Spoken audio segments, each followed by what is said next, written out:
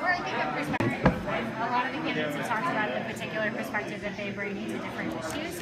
Is there an issue that you think, as an Indian American, you would bring a particularly unique perspective to, or that would be particularly important? Well, I mean, I think as a person of color, as a Hindu, you know, I'm very sensitive to this really malicious anti-Muslim bias that we're seeing right now.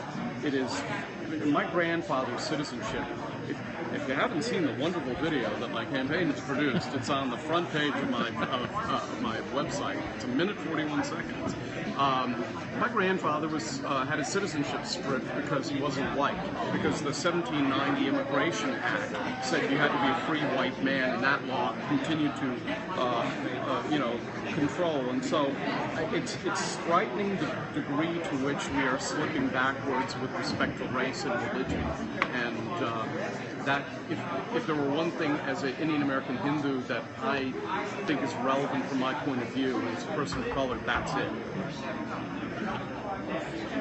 Folks at the table, burning questions for Kumar that you want to make sure get answered? Just foreign policy. I mean, Kumar, I know that the environment is something you're particularly really passionate about. And high-tech job creation. Yeah. Let me tell you about something that I did in Maryland, which I think we ought to do nationally, and I want to be a part of this. I was the author of TEDCO, the Technology Development Corporation, and what this entity does is it provides a conduit for professors and scientists at our university systems and at our labs like NIST and NIH. It gives them office space, it gives them mentoring and management help, and it gives them early stage capital. And as a result of TEDCO, an independent commission evaluation found that it's producing 2,500 jobs a year that are averaging $70,700. So this is a model for taking technology and turning it into jobs in the state of Maryland. We need to be doing more of that nationally. So I guess big question, what about, you know, women's issues, you know, equal pay, reproductive justice, you know, right? Okay. Let's go right. there. Okay. Before I was elected, I was the treasurer and board member of the Maryland affiliate of the National Abortion Rights Action League. And so I am a veteran of the women's movement, in effect. I was one of the early advocates on the floor of the House in the early 1990s for just listing crimes against people who were gay. We only said gay and lesbian at that point. There was no Q or genderism as even considered as a concept in those days. You know, America has a very mixed history with respect to the other. Whether the other is a person of a different gender, of different ethnicity, a different sexual orientation, or gender affiliation, and I don't have much tolerance for that. And so, you know, with respect to equal pay for equal work, let me say something that few elected officials say. One of the biases we have in America is this bias that is embedded in our culture and doesn't exist elsewhere, that, you know, math and science is what boys are good at, and English language arts and social studies, that's what girls, that's bull. You know, we have to become a nation that recognizes that men and women, young girls and young boys equally can, you know, do a differential equation or a quadratic equation.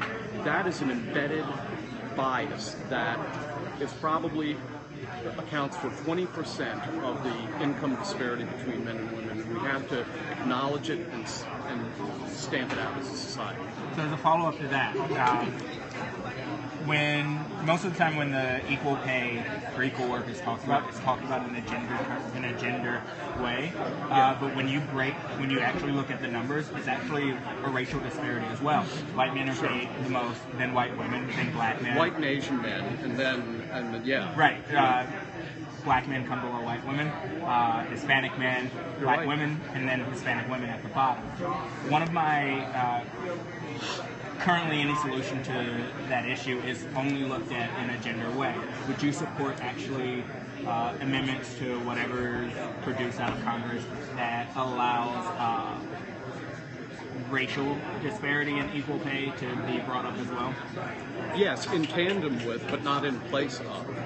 In other words, I think we have to acknowledge the fact that there are disparities you're right. Just because of ethnicity and race and gender and sexual orientation, you know. But those are. But I don't want to muddy the issue. I don't want, while it is a complex issue and a lot of the disparity between men and women does have to do with race, I don't want to in any way take away from the gender aspects of it. Yeah. I want to emphasize the fact that all these pieces are operating on the chessboard simultaneously and have to be addressed simultaneously.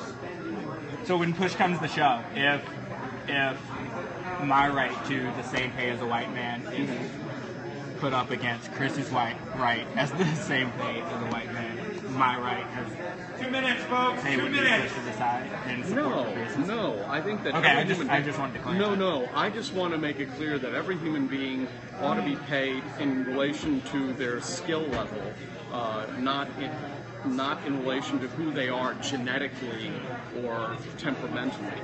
Okay.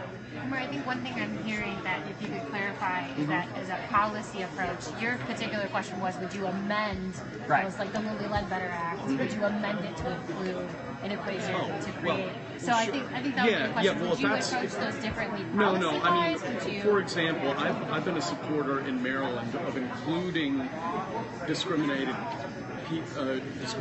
individuals in the list of people you can't discriminate against. So you couldn't discriminate on the basis of gender and on the basis of religion and race. And then I also believed in including sexual orientation as well. So no, I don't want to make it appear as though I'm getting soft on one in favor of helping another. That's not.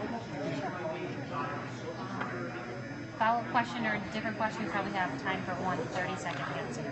Hey, I have something I want to talk about. Bam. There are 4 million jobs in the United States that are not filled right now because we don't have people who are trained to do them. In Maryland alone, we have 14,000 cybersecurity jobs that are unfilled because we don't have people trained to do them. These are jobs that are non-outsourceable. These are jobs that don't require college degrees in many instances. We could use Montgomery College as a conduit, for training folks. Rather than spending $800 billion on an unnecessary war in the Middle East, we ought to do some nation building at home and worry more about our middle class than unnecessary war in the Middle East. That kind of circles back to education and affordability. No.